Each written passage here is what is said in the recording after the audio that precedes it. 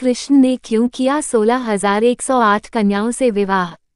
भगवान श्री कृष्ण की सुंदर एवं रोचक लीलाओं में से एक लीला है भगवान श्री कृष्ण की 16,108 रानियां। आखिर क्यों 16,108 रानियों से क्यों किया था विवाह, इसके पीछे भगवान की क्या लीला थी कि श्री कृष्ण भगवान ने जब स्वयं को राधा को समर्पित कर दिया था तो फिर भी राधा के होते हुए भी क्यों उन्हें इन रानियों से करना पड़ा विवाह। तो आज हम आपको इसी आश्चर्यचकित रहस्य के सत्य के बारे में बताएंगे। 16,000 रानियों के विवाह का सच। नरकासुर नामक एक राक्षस, जिसको पृथ्वी का पुत्र होने के कारण भौमासुर भी कहते थे, जिसने 16,000 रानियों को बंदी बनाया हुआ था। ये 16,000 कन्याएं द्वापर युग के राजाओं की पुत्रियां थीं।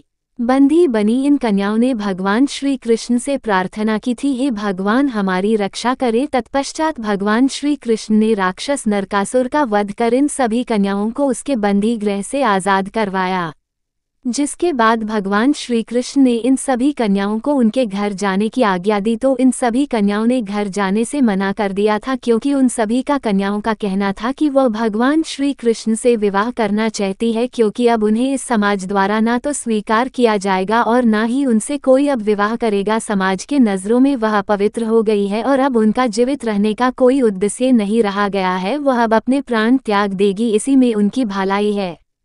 तत्पश्चात भगवान श्री कृष्ण ने उन सभी कन्याओं की जीवन देने व उन्हें समाज में सम्मानपूर्वक रहने के लिए सभी कन्याओं से विधि पूर्वक विवाह कर लिया था और उसी क्षण 16,000 महलों का निर्माण कर अपने आप को 16,000 रूपों में प्रकट किया था और सभी रानियों के साथ प्रेम और सम्मानपूर्वक महल में रहने लगे।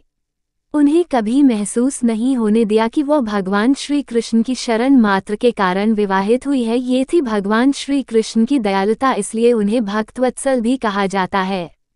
बाकी बची 108 रानियों का सच। द्वापर युग में जब भगवान विष्णु के अवतार श्री राम नाम जी से 108 कन्याओं ने तपस्या कर श्री राम से वरदान मांगा कि हे भगवान आप हमें अपनी पत्नी बना ले और आप हमारे स्वामी बन जाएं, ताकि हम आपके पास रहकर आपकी सेवा कर सके। तत्पश्चात भगवान श्री राम ने इन सभी 108 कन्याओं से विवाह मना करते हुए ये कहा कि देवियों, इस जन्म में तो यह नामुमकिन है, क्योंकि मैं इस जन्म सिर्फ सिया का हो चुका हूँ, परंतु अगले जन्म में मैं जरूर तुम सभी से विवाह कर सकता हूँ का वरदान दिया था। तो यह वही 108 कन्या होती है जो द्वापर युग में भगवान श्री राम द्वारा वरदान पाकर उनके अवतार भगवान श्री कृष्ण से विवाहित होती हैं।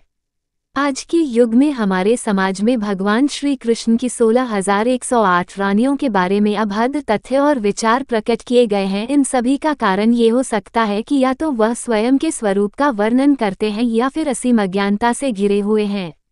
हेलो दोस्तों, आपको ये पौराणिक कथा कैसी लगी कृपया हमें कमेंट करके बताएं। यदि आपका कोई सुझाव हो तो वे भी हमें बताएं और आप